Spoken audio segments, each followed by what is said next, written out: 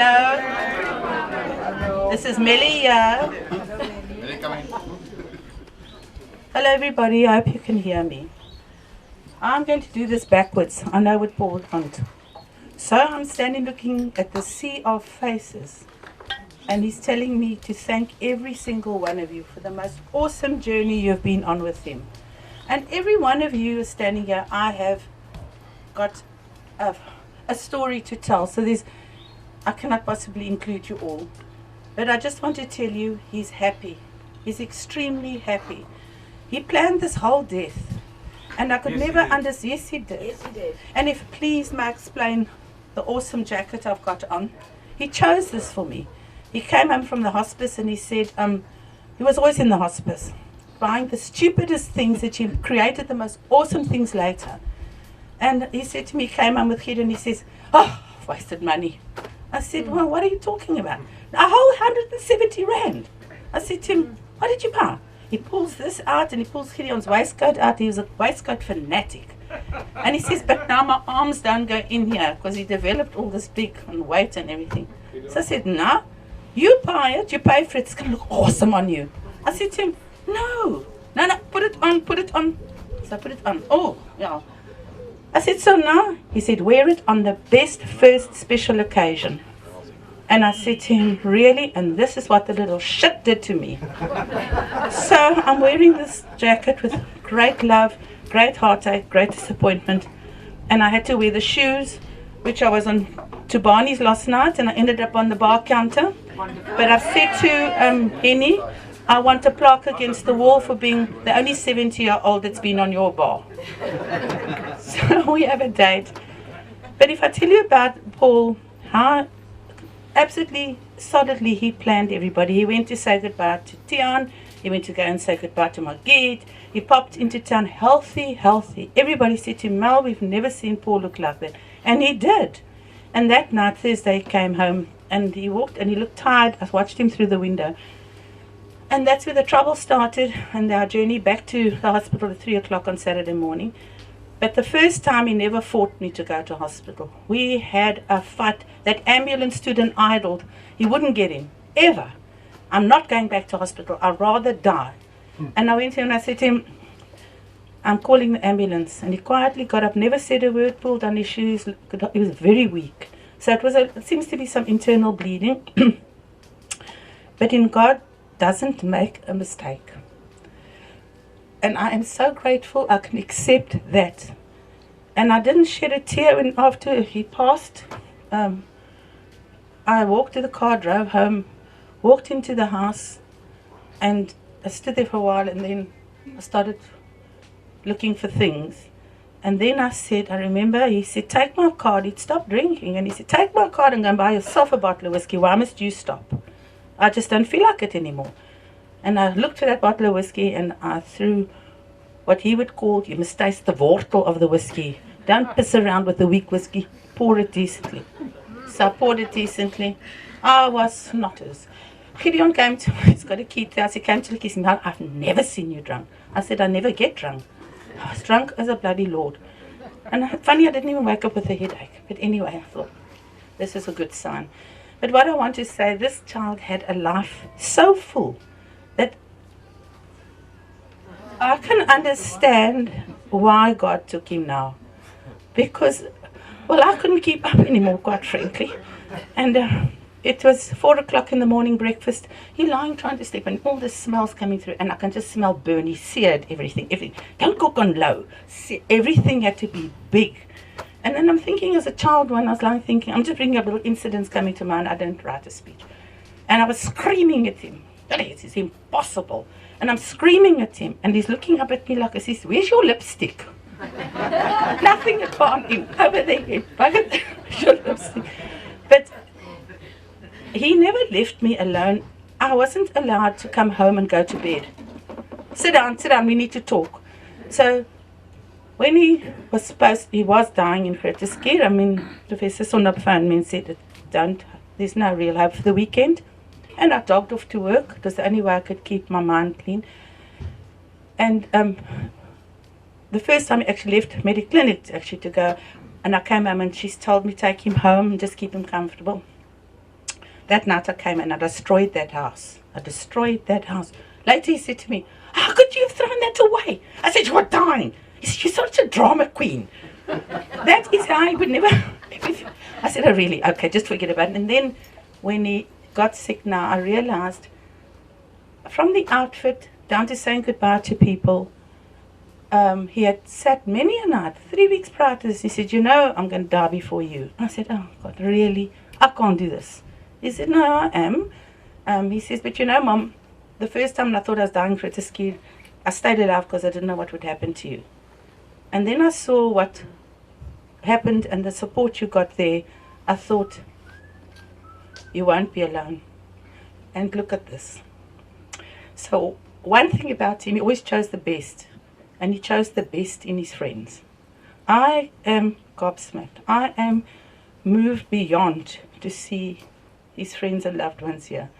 And he said, Gideon brought it up and said, he always said, we don't get together. People live past each other. And what a way to bring you all together. This is really large. And that other thing is, Gideon was I was blessed to have Gideon spend about 2 months with us. And the two of them got the most awesome closure. And every night was a party. Every night the music pumped. Every night I said, the police are going to come. Please, guys, I can't do this. And the thumping. And then the mic is on. And then the amp gets jacked up. And then eventually Gideon said, yes, Paul, laat jou man niet slaap. Because it was going right through, right through. But every little place he worked, poor Margit, I know, she asked him to take a little poegie to go and have a new leather seat put on. It was a client's poegie. Next one out, because he loved a motorbike. Dead tracks weg. Margit, Paul, he ramped all the speed bumps on that poegie that high in the air. Margit nearly freaked out. It had to, everything had to, you were like on your nerves. Please don't do this, please don't do this. And then one night we had a break-in and he grabbed that sword and he ran out. And I said, don't, I don't want blood on my earth. So I ran out, I said, hardloop, jy gaan vrek. Look, and he said, how can you let the car go? Anyway, the journey with Paul, I want to assure you, has been the most enriching thing. And I realized I am blessed. God lent him to me. God gave him to me. And it's nothing, what he turned out to be is nothing to do with me. Believe me, nothing. He was a mission all on his own. But he was a loyal person. He always told the truth, excepting about snorting some stuff I only found out later. But he had to try everything in life. And I said, how can you do snort stuff? He says, because I know my limits. Unlike some people, I know my limits. He says, and I've got a lot of intelligence. And then one night I said, yeah, you're quite intelligent. I said, but sometimes I doubt it, the things you get up to.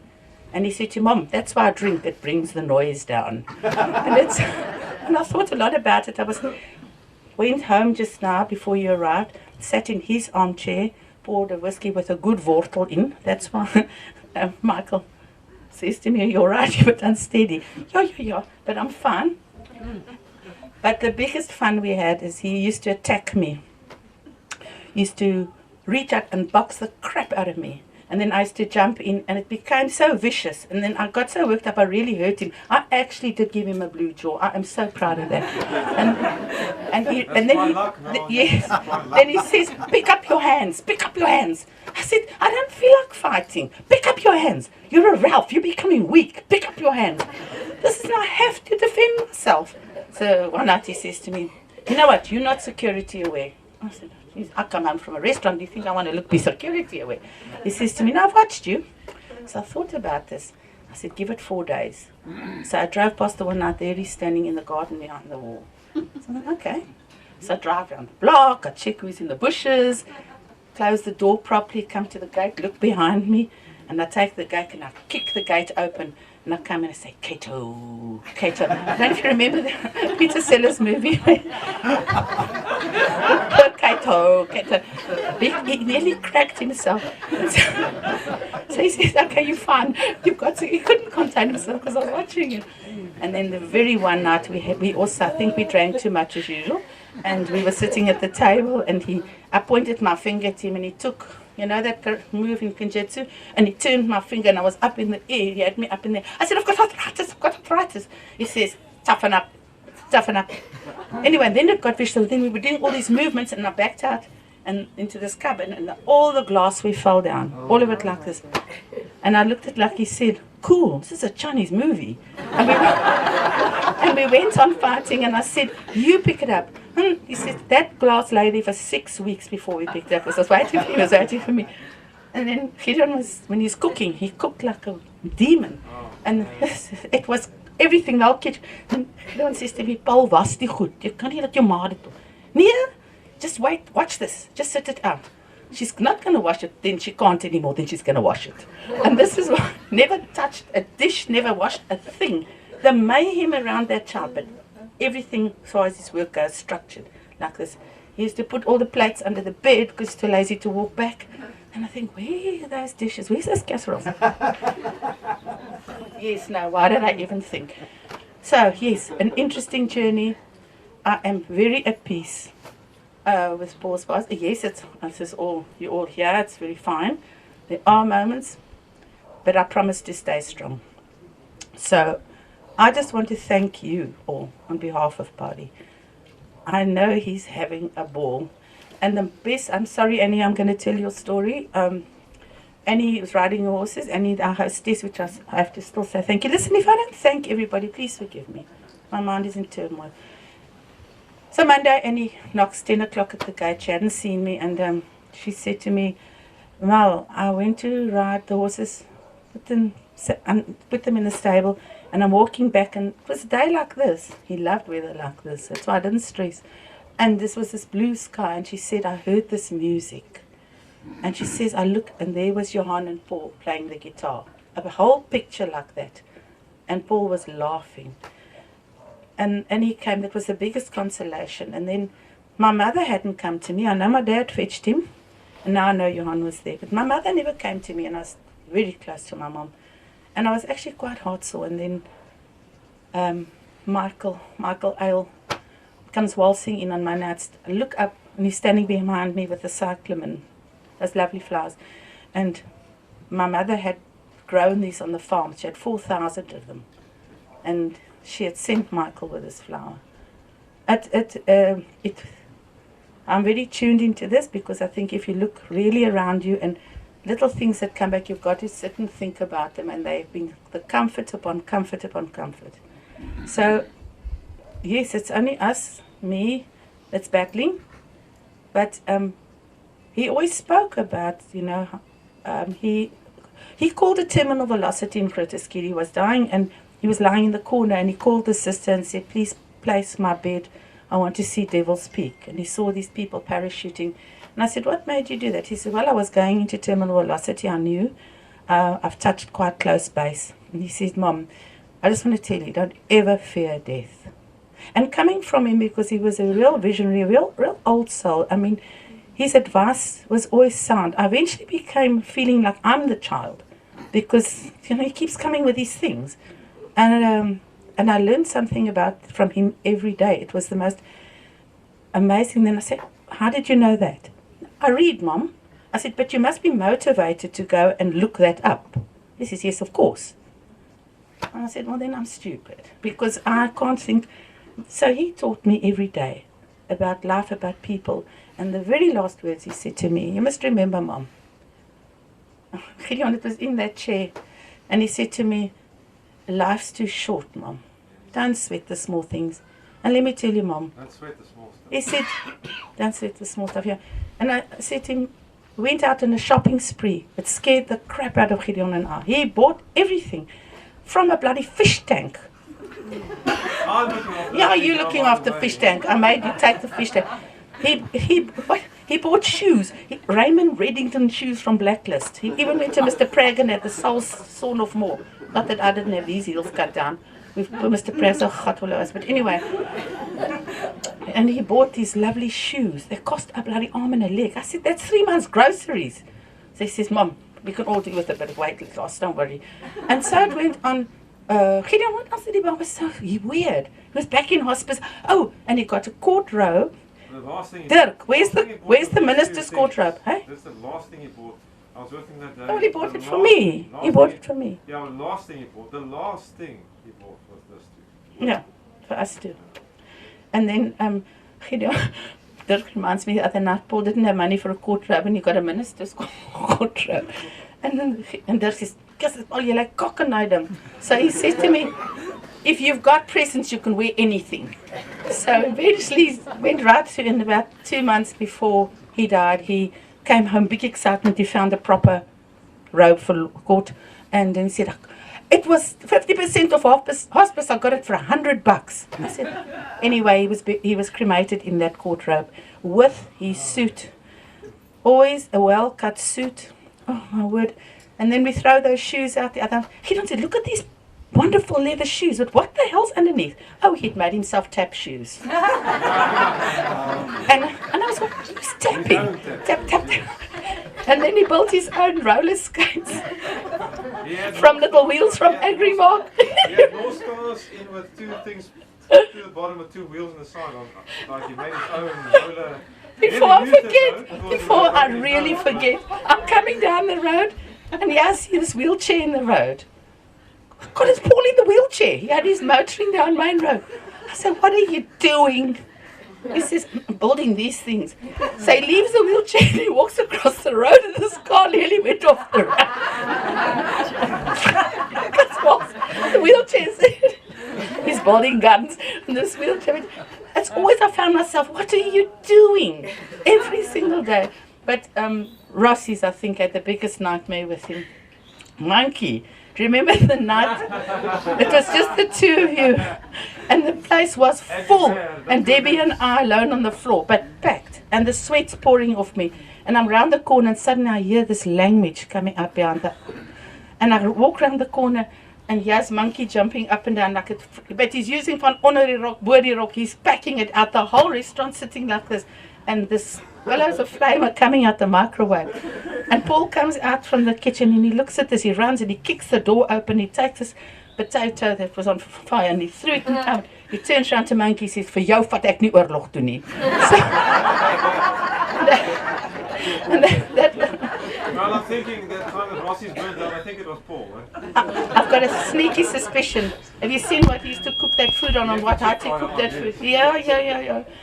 Anyway, and then Jeff Andrew, I've got a story when Paul shared the place that when he's doing his articles on top with you and him shared an office. And he says, I learned a very good lesson from Jeff today, and I think I'm going to carry this through my life. Jeff was trying to speak and there was this dog barking. And he said, Mr. Kokomoor, excuse me. And he went out and he threw the windows open. It was the dog over the road. He says, doggy, fuck off. so the dog stops barking. He says, good doggy. He closes the window. Paul says, it works like a bomb, eh? Anyway, I could go on for endless. My journey is over with Paul, but it's not over. If I look at this, it's not over. And I did say, I'm waiting. He said to me, Mom, you're going to follow soon. Oh, we've got a pact. You're going to follow soon after Uncle. That deal is over. Yeah, I shook on it. Going anywhere. I shook on it. I said, yes, but he says, but don't do away with yourself. I know it's totally against, you'll never do that. He's just drink yourself to death. It's easy. You're trying very hard, though. I'm doing fine. I'm doing really fine. Anyway, so when he had passed, I chatted to him and I said, Paddy, the deal's off. I'm sorry. I know we shook on this, but I'm not doing it. I'll see you later. Okay. So, Much later. yes, so I'll see him later. Yes. And again, every person that's here, every gesture, everything, you've no idea how you've carried me through. And my child there, you are now in Paul's shoes, unfortunately. But you've spent every minute with me. Thank you, Gideon. Well, It's just what we're so proud of you, eh? that's my pleasure. No, you've been there every minute. And then Gideon says, ja, jy kry seker lekker Paul. Ek werk my in 'n toestand in jou bliksem. He's getting me back, man. He's getting you back. Listen, I'm going to stop boring you. I just want to say thank you. I have no words. I just have to look at this. Thank you. Every one of you. Annie and Jack, thank you for... Unbelievable. And everybody, and everybody, the tent, the food. everything else. I have no other words. I'm going to just let Corné say, moet ons Gideon praat? Gideon, they've eaten all inside. Kom Corné. Dankie Corné dat jy hier is. Dankie. Yes, yeah, I think ek praat Afrikaans. Verstaan julle Afrikaans? Ja. Regtig? Ja. Nou. Jy staan agter 'n paal. Ja. Wie weet het? Ek dink jy dit dalk beter. Okay, kan almal my hoor? Yes.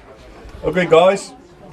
I think we have to make we have to salute on of dan nou 'n prost op Paul, want ek dink hy was regtig 'n legend.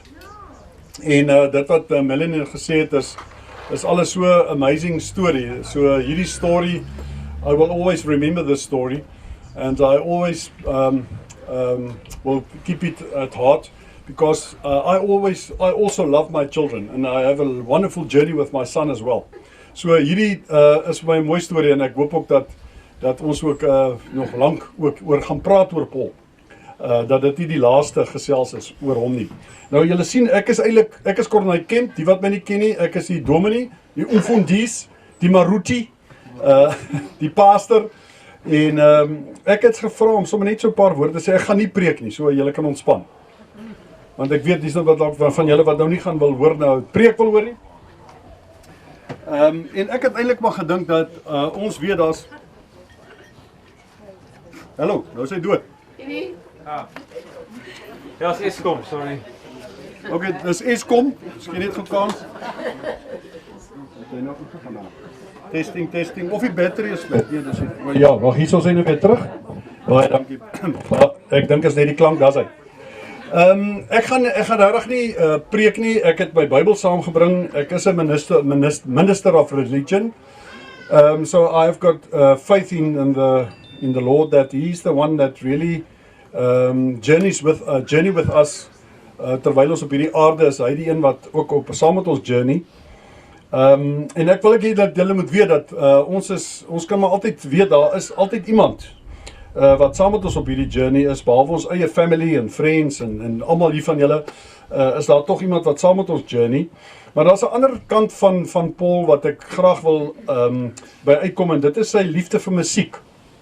Jy weet, music was for him everything that he loved, and then he loved. So what I thought about is that if you go to Dr. Google, there's a lot of definitions van musiek en music, en toe het ek so 'n bietjie gaan dink oor die feit dat hy ook hierdie passie gehad het vir musiek, en sy liefde vir musiek is ook iets wat vir hom die lewe die moeite werd gemaak het. Musiek is 'n ding wat that it speaks to our souls. En dan is iemand sê daaroor, hy sê eintlik musiek is it's a form of art, if you think of music. It's a musiek is 'n kunsvorm. En dan sê iemand so mooi, musiek is 'n geluid in tyd. Music is a sound of the time, in time. It's a sound in time. So music speaks to our hearts. En daarom dink ek ook dit wat Paul in sy musiek uitgeleef het, was hierdie ding van, as ek daar was, it was me and the music and my own mind, minding my own business, en dat hy dan ook deur hierdie musiek, dat hy vir homself op baie terreine kon net kalmeer, kon bietjie refocus, get some perspective on life. En dan sê iemand so, R.H. Terry, said the following: the big goal of music is to calm us down, to inspire us, en dan ook om ons te troos. You know, so ek wil graag hierdie 3 woorde gebruik en iets sê van Paul. Paul was the one that's baie kere was Paul die ouens wat vir julle gekaam het, of hy het vir julle getroos. Hy het julle baie keer at peace laat kom, en hy het vir julle geïnspireer. Soos wat hy vir jou geïnspireer het, soos wat hy 'n klomp van ons wat hier sit geïnspireer het, was Paul, was dit die 3 goed wat ek dink, wat dit vir hom, sy lewe vir ons die moeite werd gemaak het hier op aarde. Al was dit maar net vir 43 jaar. Sommige word 50, sommige word 60, ander word 70, ander word 100, party word dalk net 10, ander word dalk net 43. Just by the way, can I sorry, just one thing. On his Facebook thing, he's 37. Yeah. He did it on purpose. Well, so there was a 37. Everybody thought he's 37. He was trying to get younger women, that's all. Okay, sorry man, sorry, so I have to go back to 37. Okay, 43, as jy nou aftrek, by 43 aftrek om by 37 uit te kom, dan is dit 6. Okay, so ons trek 6 jaar af. So, yeah, and I think that music is the one thing that really spoke to his soul, and then therefore he could always try to comfort other people, to inspire other people, and to help his own mum to just sometimes get at peace and say net, maar bedaar nou net vir my But it's asseblief. a lower sound. Okay, lower sound. Ja, dis die okay, so die Goed. So ek dink as ons daar dink, dan wil ek net ook dink ek die belangrike ding is dat ons vir mekaar hier sê vandag. Ons as mense is daar. We are here to comfort each other, to inspire each other, and to really be there in time of need, but also in time of happiness. Sometimes we get to be there for people in times of happiness, but in times of need, most people, you know, they get lost. You don't see them. If you're in need, you must have those friends that you can rely on, you can depend on. En ek dink dit is wat vandag hier gebeur is vir my awesome. Almal van julle wat hier staan, ek dink Melanie is ook maar jou toedoen, want dis 'n klomp mense wat vir jou ken. Onthou as ek vir Melanie sien, dan dink ek Rossies. Melanie is gelyk aan Rossies. Of Rossies is gelyk aan Melanie. So whatever the case may be. Rossies is no Rossies without Melanie, you know. So I think it's also because people really love you, and I think that's why they are here today, and also because they love Paul. So ek wil graag sommer net op hierdie noot vir julle sê, let the music in your mind at this moment. What song is in your mind at this moment? Wat 'n song speel nou in jou kop op hierdie stadium? Think of that song, and that will always be a song that will take you back. Baie keer vat so 'n song vir ons terug baie jare, né? Dit is wat musiek mos doen. As sekere lied speel, dan vat dit my terug hier na 86 when I was in matric, or whenever the case may be, and I thought that was the when I was dancing with the most sexy girl in town, you know, and it was lekker, and it was a close dance. Jy weet, ek enjoyed it thoroughly, ja. So, en ek wil graag hê dat ons hier vandag kan weggaan en sê, Paul het ons inspire, he comforted us many times when we needed it, and he also had an ear to listen, and then he will sal miskien dalk net 'n woord gesê het, of 'n sinsnede, en dit sou so inspirerend gewees en so meaningful gewees het, dat jy geweet het, take it. Ek moet dit vat, want dit wat hy nou vir my sê, gaan vir my help. En mag julle met hierdie vrede ook gaan, en ek weet ook dat Paul was at peace, because 2 years ago, you know that he was also really ill, and that he was actually busy dying. So hy het nog 'n kans gekry op die lewe, en in hierdie 2 jaar, soos wat Melanie vir my gesê het, het hy regtig die beste gemaak van hierdie 2 jaar. En ek dink dit is die motto van ons is om die lewe voluit te lewe, en dat ons elke dag, you know, carpe diem is a Latin saying that means gryp die dag. Ja, jy weet nou, en gaan agter dit en maak die beste van dag, want jy weet nie of môre gaan slegter wees of beter wees nie. So, dit is my storie, en dit was my ook 'n voorreg om deel van die Koekemoer gesin te wees en vir hulle te kon ken met Johan. Het ons die oorkant ook sy diens gehad met moeder, Melanie se moeder, en nou Paul, so ek voel of ek hulle persoonlike dominee is. So as iemand van julle dalk 'n persoonlike dominee wil hê, you can actually, as ek julle sinne, okay, so julle kan my aanstel as julle persoonlike dominee, ek is available, ek ben eerspoor. Okay, so just allow me to do a prayer on behalf of Melanie and also on behalf of Paul, so that we just keep in mind, there's somebody out there. I know that not everybody of you standing here are maybe believers. Doesn't matter. I love you all. Long time. But my belief is that there's someone out there. And I believe that is a God that is real, that is alive, and that cares about each and every one sitting here or standing here. If you believe it or not, doesn't matter. But just keep in mind, there's someone bigger than us, greater than us, that also created us, that loves us dearly. And He wants to share our lives with us. He wants to be part of our lives. He wants to really journey with us. And Melanie, God also wants to journey with you for the future. He wants to be there. He wants to tell you this morning, I will be there. I will journey with you. You're alone now, but not alone actually. So, let's pray. Here, ek wil sommer net vir die dankie sê vir Paul se lewe wat hy hier op aarde gelewe het. Dit was te kort. Ons wou baie graag gehad dat hy moes baie langer by ons gewees het. 2 jaar terug het ons regtig ernstig gebid. Ek onthou toe Gideon ook vir my gebel het en gesê, hoorie Choma, nou moet jy bid. Ou Dominee, jy moet nou regtig jou lyne oophou boontoe en dat jy jou syne reg hou sodat ons regtig kan bid dat Paul sal gesond word. En hy het daar opgestaan en ons weet uiteindelik 'n near-death experience gehad en hy is nog vir 2 jaar gespaar gewees.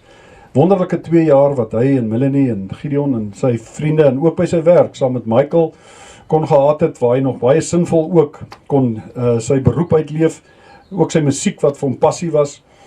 Dankie daarvoor, dankie dat hy ook terwyl hy op hierdie aardbol geloop het en sy voetspore hier lê, dat ons kan weet hy het 'n verskil gemaak. My gebed is dat jy ook vir Melanie in besonder, dat jy vir haar sal vashou, that you will comfort her, that you will inspire her, and that you will give her wings to fly in the future. Dit is my gebed, ek bid dit in U naam. Amen.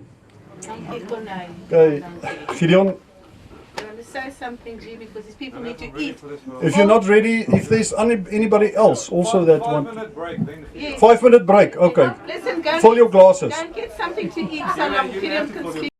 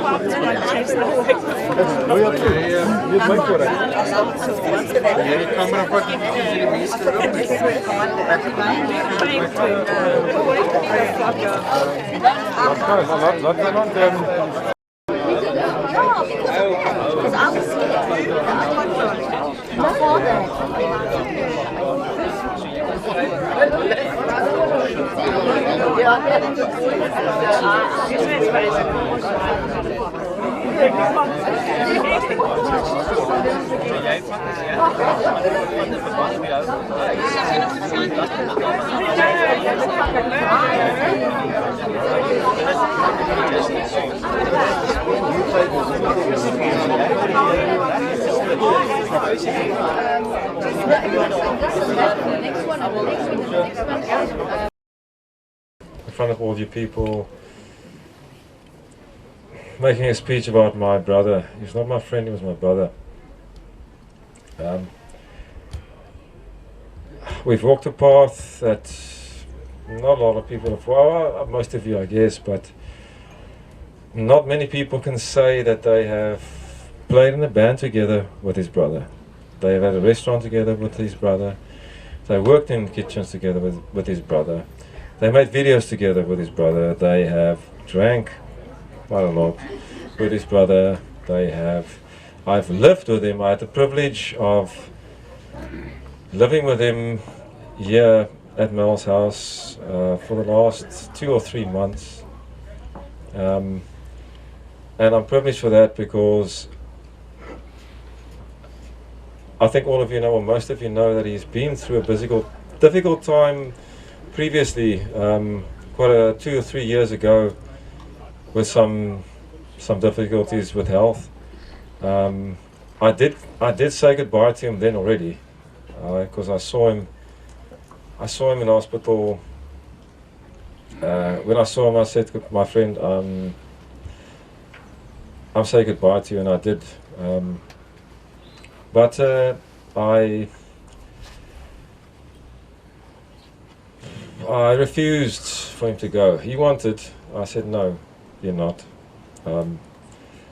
So eventually I took him to, not took him, I phoned the best, the number one liver specialist in this country, Dr. Sandra, and I phoned him and I said, listen here, they told me here, wherever he is now, he's not going to make it. I must spend some time with him at home and say goodbye. But I asked them, okay, fine, what about a liver transplant? They said, well, that's the only thing that will help. I said, but surely there could be more. He told me, wherever he went, I should have sent him there the first day he got there, which they didn't, which is fine.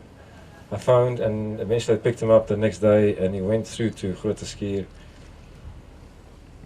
They are the most amazing doctors. There are two of them. Basically, they're both professors who told me he is here and he's fine, he's safe. He's been taken good care of. But I think the only thing I got him through was all the Lamingtons and the sweets he ate. That's why. Because The courier ran every day. we had to, Mel and myself had to buy himself, I think, about a few kilos worth of Lamingtons and cakes And then sweet he had stuff his own coffee going with his own plunger, and then the sister came and said, hey Boetie, this is not a B&B. I'm interrupting. No, that's fine. But the road in You must. Grooteskuur was the most, I don't think they've ever had a patient like that. He had, They just wanted he him out wanted there, a man. lazy boy that you could sit and eat his breakfast on, which he did. And then he chained everything, his phones, everything, he chained them to the bed with a thick chain like this. I had to send padlocks of about 1,000 rand. And every day I go to Gary's courier. And then Brendan, he blocked his phone. And I phoned Brendan. I said, you're the closest. And he was Where are you, COVID, buddy? He Where was are you, COVID. Brendan? Brendan wasn't allowed. There, Brenny. Brendan wasn't allowed in to the hospital, so he just pretended to be a doctor and You sauntered. pretended to be a doctor. And he sauntered right in and said, hey buddy, let me take a photo for your mom. There's one photo here where Paul's very yellow. And that's the day they left after 6 weeks. Gideon fetched him the day before my birthday. Fetched him, and they're standing there with a caption of, leaving Las Vegas. And we did. And we did. And you know what, funnily enough, I'm going to just say this, when I got the ambulance, there wasn't one sign of liver failure in Paul that night. Nothing. No yellowness, no swelling, nothing. And he still said to me as I put him in the ambulance, he says, I can feel a fat roll in my stomach. I'm not bloating. It was his greatest fear of ever You always had bloating. bloody fat rolls. Yes, and then, so yes, he died of something else. It was a lead up probably. But I want to tell you something, everybody, and I'm going to clear this for once because it's been on my mind. Paul didn't die of liver cirrhosis of constant drinking. I just want to clear this. What happened was we brewed our own crap during COVID, and he got methane poisoning. Yes. He got methane poisoning. That's when his liver, because all the damage is inside. The liver looks normal from the Because outside. you do it differently than I told you. Yeah, well, he told me that I mustn't touch that stuff. It's rocking on the washing machine. So just to give you an idea how potent this stuff. But he wouldn't have had it any other way. So Grooteskuur took he actually made me buy him a weed pipe and a packet of Camel cigarettes. He says one cigarette fits into that weed pipe, and I've just downloaded the blueprint of the whole of Grooteskuur's ventilation. I know where to smoke. Yeah, And he smoked right through the 6 weeks with this. So Blamed it on the patient. yes. what he did was he went to the bathroom and he had a little pipe with his tobacco in there. In his shaving kit. Yeah, so he went in there and then there's ventilation and he always told me Vicks works, spray Vicks, and they won't notice. So he would go there and smoke and he would have him Keep it Once. in. Yeah, keep it in, and it'll smoke out. And then he phoned me one night. He said, "Shame, Mom, they caught the poor bastard that's smoking in the toilet." And I said to him, "Oh God, nobody! They're gonna get you out of Groot Skiet." He said, "No, not me. Not me. You don't catch me. you always stay on the edge. You always look to the edge of things, and you. But the fact that he downloaded Groot Skiet's blueprint of the ventilation, I mean." No, I think they had a run for their money. That cupboard was filled with fruit and sweet things. And he locked the cupboard with 5 locks. 5 locks. Nobody could get to it. It's 2 Flemingtons. And anyway, that was the most. In the last 2 years, I'm going to say this again, were probably the most awesome 2 years I spent with my child. And funny enough, Gideon and both, I noticed 3 weeks prior to this, he changed. Normally it'd run out if any person walked down the road, regardless of who you are. "What are you doing here?" And then I said, "Just give it a rest. The people out to walk like, yeah, but I'm security. I'm security, yeah." So I said, "Oh, okay, just leave it." Didn't worry. I said, "There's somebody you can go and shout at." "Oh no, let it go." Changed totally. Security, maybe you should tell him you should wash your dishes sometimes. Maybe wash the dishes, yeah, because he had things breeding out there under the bed, from all the plates under the bed. I said to him, "Aren't you sick because what's under this bed here?" Anyway, what a journey, and these last two months, eh? And Gideon, you've been the most awesome bloody friend. And I said It's to my job now. it's not your job, what's that crazy? I said to Paul, "I can't manage this." He says, "Well, Clive's down the road." I said, "I'm not asking Clive again." I said, because everything breaks. And Clive said to me, "What did you do without me?" I said, No, I just choose my neighbors really well, you know. I'm like, Paul, I've taught him. And then I say, he says, "Go and ask Gideon." I said, "No, here, Paul." He said, "Go and ask Gideon." Then I said, "Gee." But he says, "Okay, Melly, I'm coming." He never got irritated with me. Oh, what a journey. I nearly... Listen, guys, I'm going to get depressed. Yeah? I haven't even drunk, and I'm standing still, and I'm sober. This is awful. He would be so disgusted in me. The jacket is still really doing that. He's disgusted in me. Cheers, everybody. My darling child. We love you, Nelly. Oh, my darling child. Gideon's just stepped in where my son left, and he wouldn't have it any other way. No, I look after you, buddy. Don't worry. I'll look after you too, Mel. Don't worry. No, I'm not. Don't let Brendan look after you. No, please. I'll look after you. Brendan and I have secret phone calls every night. My Cape Town boyfriend. I'm cradle snatching, really. I can do anything I like. I must just say, I must just say, Peter, waar's Peter? Jy kan so godam bly wees, jy's nie meer my baas nie. Want Bruce kak af met al die begrafnisse. This is the 3rd burial that he's aided me in and supported. It's costing Bruce a lot of money on booze. It's cost a lot of money in booze for Bruce. Yeah. But then Frank went home now. Frank said, "Oh, Melly, it's 3 funerals. Next one's a wedding." No way, my friend. It's a coffin. Why not? No way. Coffin for me. We love you, Melly. Yeah, Brendan, I think the only way you got in there that day is because you look a little bit of a Portuguese George Clooney. That's maybe why.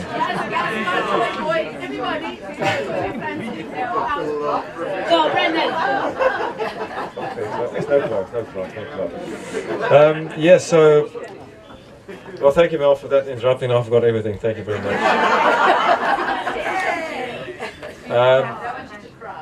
Yeah, no, I've taken immense amount of pills, so I'm fine.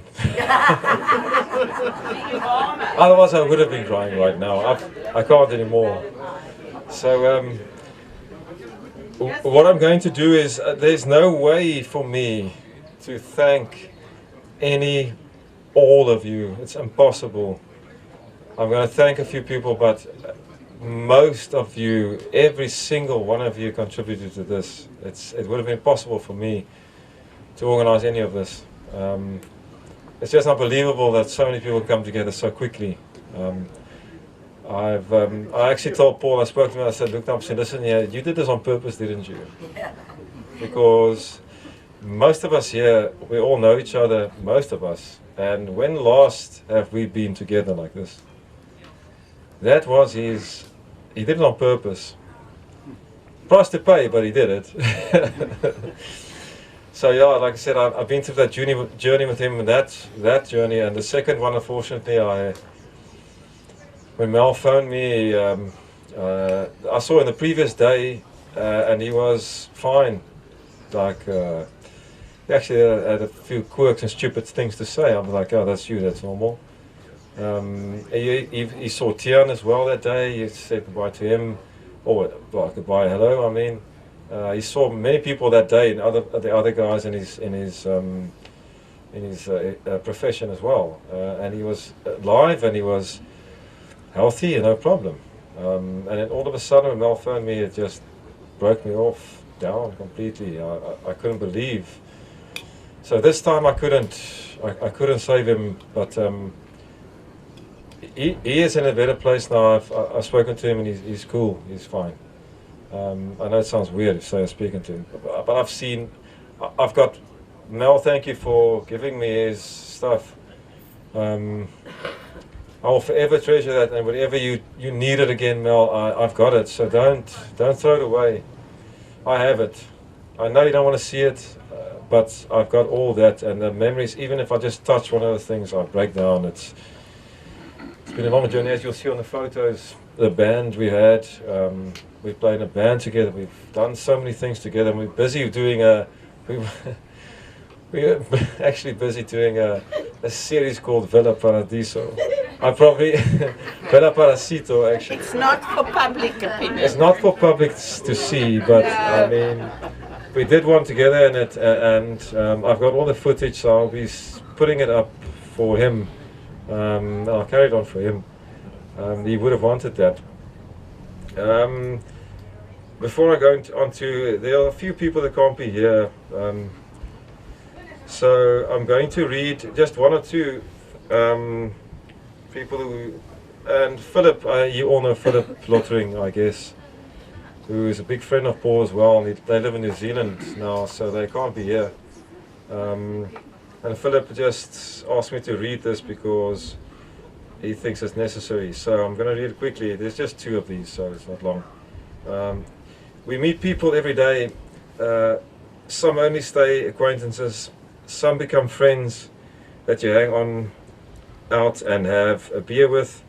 But on the very rare occasion, you make a connection and become brothers.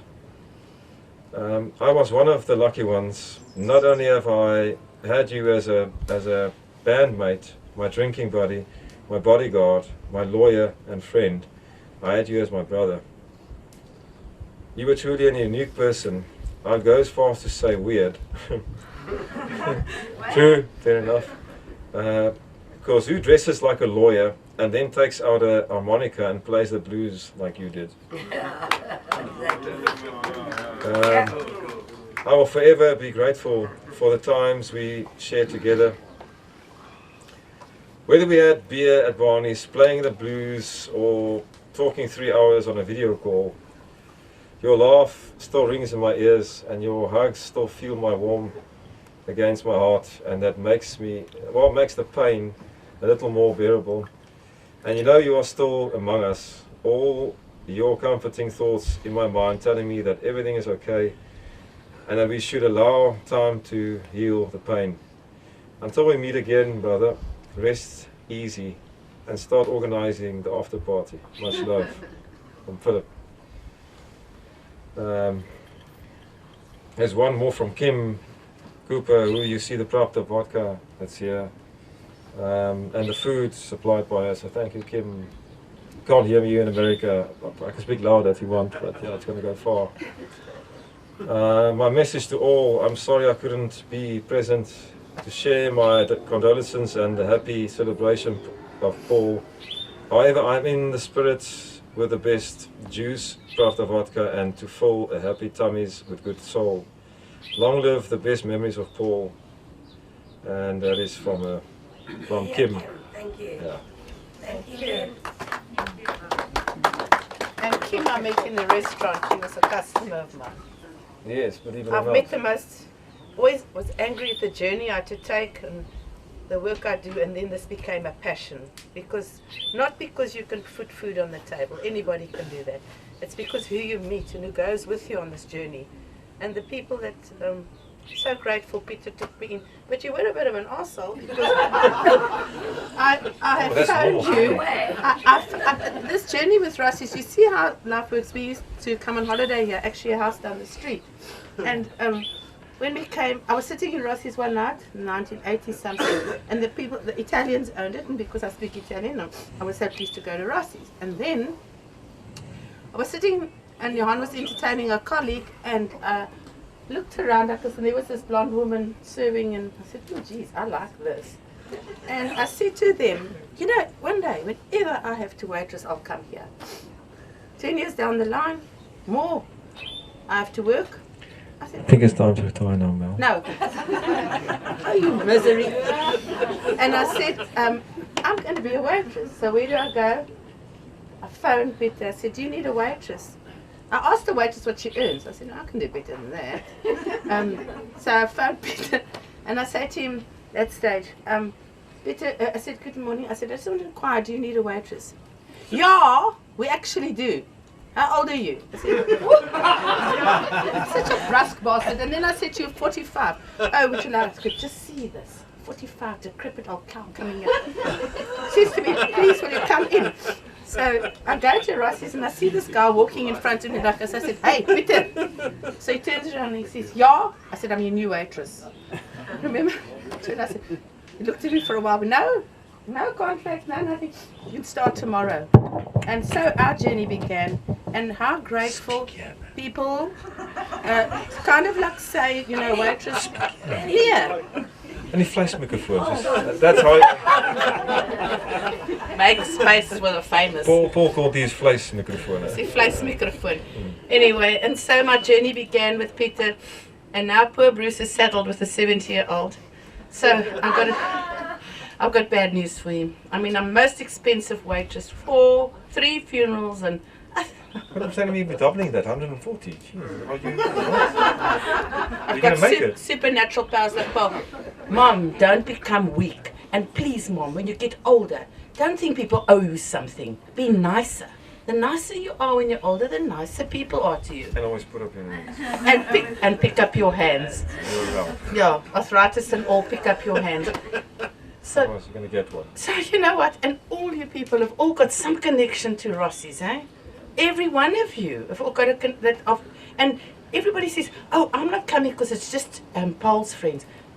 You were all my friend as well as Paul's. There was never, we partied together, we went to Obar together. Do you remember? Where's Philip? Is Philip here?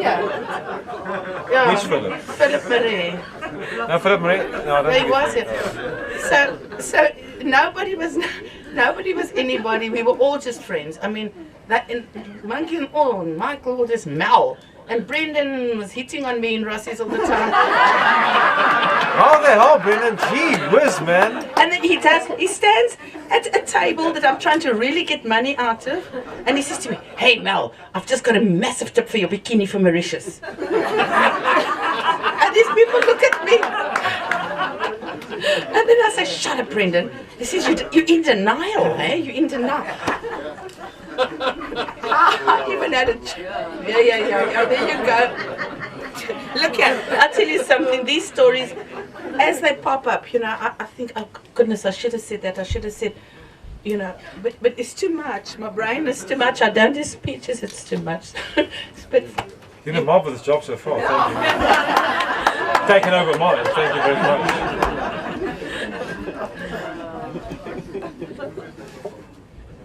Okay, well, get out of here now so I can finish up here.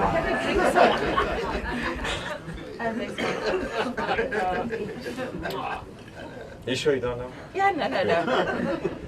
Okay, yeah, so thanking people here is difficult for me because there's so many. I think every single person here has contributed. So from the tent, from Peter and Kasna, from Monkey and them with flowers and Bridget for the food, And from Kim for the food, Tian. from Woolworths. And Tian who did the tent. I mean, come on, there's so many. If I miss someone, I can't do everyone. This stuff here, this mic I'm speaking, the flight microphone I'm speaking on, TV, Monkey, Eden doing the everything, recording, yeah, for us. everything. Ina's doing the recording. Thank you, Eden. So it's been amazing how people can, and it was a quick it was just it's less than a week really to organise all this. So I mean, and here it is. Look at all of you standing here, and it happened, and everything's okay so far. Paul would have wanted that you all have a massive piss up. You have to crawl out of here. You cannot walk Please out of don't here. disappoint him. You cannot walk. If you walk out there, you're going to have to pay a fine. You're a pussy.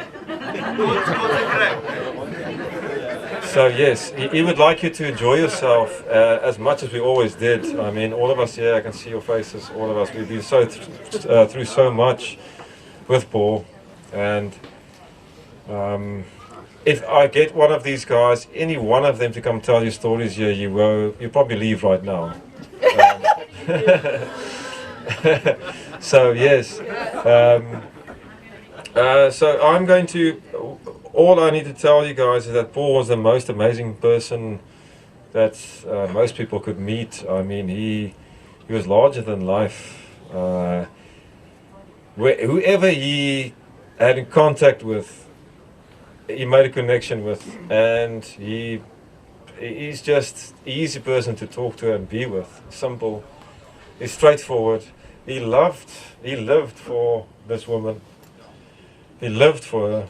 So he never stopped living for her. And I've been with him, like I said, for the last 3 months with him, and seeing that. So I was basically like a son in your house. I'm sorry, but yeah. And I saw how he lives for his mom. So he would want you to be here and do this Yes, now. well, he's holding me up. Yes. I promised I wouldn't cry because he hated me crying. He said, "What are the tears now?"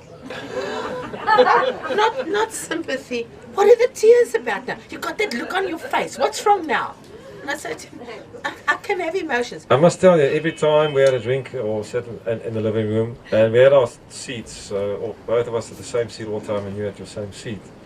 But every time Melanie wants or comes home from work or she wants to go to bed, he will force her down for another one. He used to push me down into the chair. Sit. Yes, Sit. You will sit now. Come on, Mom, sit. I'm tired. Oh, so you're becoming weak now. Sit. So yes, he was very up. Anyway, Gideon and I pour a drink for him every night. We put it on the table between us. I'm in Paul's chair, Gideon in his chair, and then we put a drink down there for Paul. And then he had this Doesn't bottle. drink it though. No, he doesn't drink it. I drink it. And, that's right. And then he's got this canned little bottle. You get olives in a thin little bottle like that, and he fills it with a tot, and he puts it in the console of the car, and then he goes to the shop. I said, "Where are you going? What are you doing?" "No, I'm just taking this drink and putting it in the console." And yet he turned around into me and says, "You just don't drink and drive. Don't. You promise me." I said, "What about all the nights I lay awake till 4 in the morning?" "Oh, okay, let's compromise. You pull away at Rossi's and you can have a drink." I said, "What's the point?" He says, "You can drive and drink. And by the time you're home, you're still in the limits."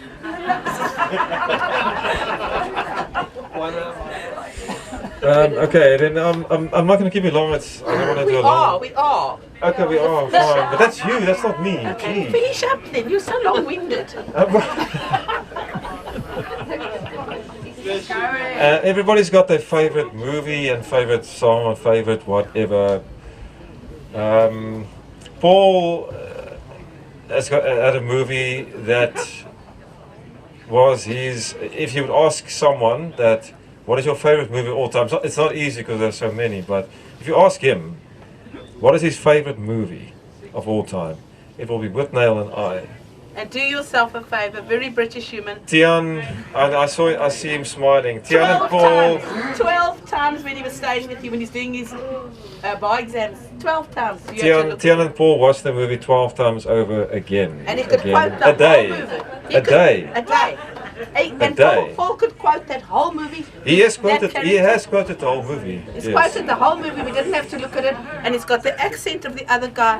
And he does this opposite. So he speaks dialogue, quotes it out of his head. There's a lot of quotes that he always. Spit out, basically. There was one. He was very fond of Hunter S. Thompson. And there was one that he always brought out as well. I hate to advocate drugs, alcohol, violence, or insanity, but they always worked for me.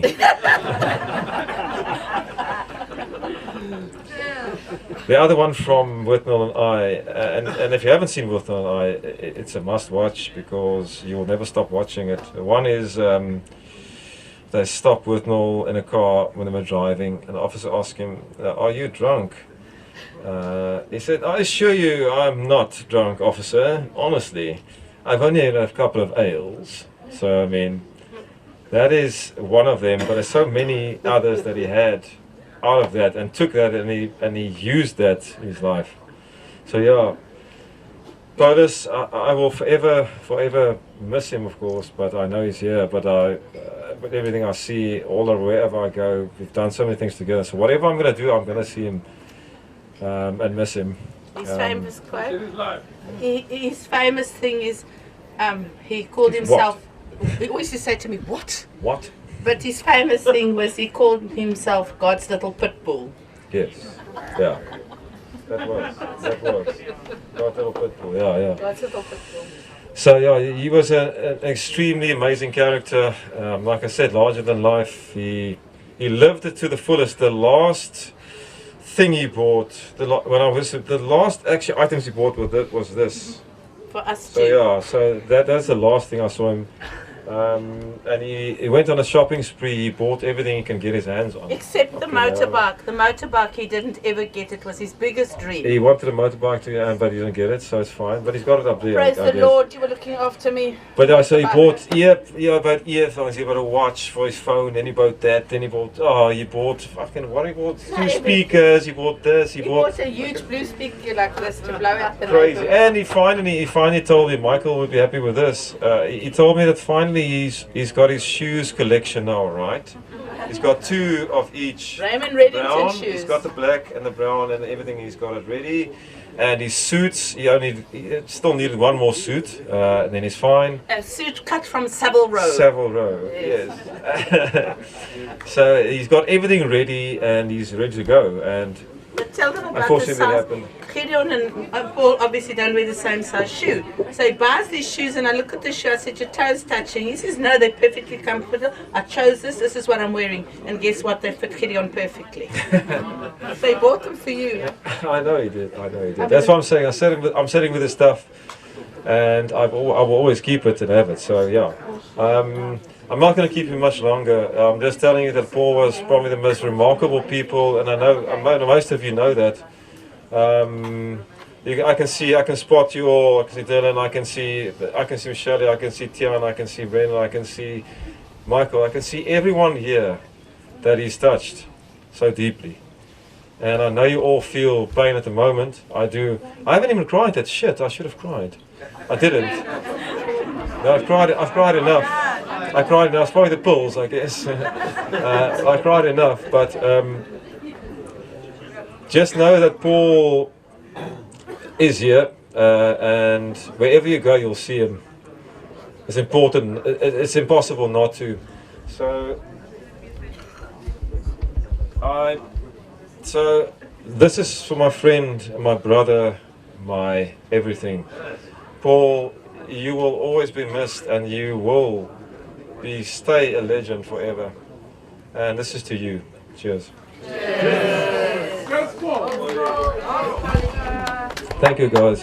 If anyone wants to say something, you're welcome. If you don't, I understand. Doesn't matter. If you want to say something, tell a stupid story or a funny story to make us laugh, you're welcome. Eh? The bar scene on Naina's farm. The what scene? The what? Bar scene. The bath scene on Naina's farm. Bath scene. Well, who bathed together? Did you bath together with Paul? You bloody pervert. Otherwise, if nobody wants to enjoy yourself, like I said, you cannot leave here without crawling.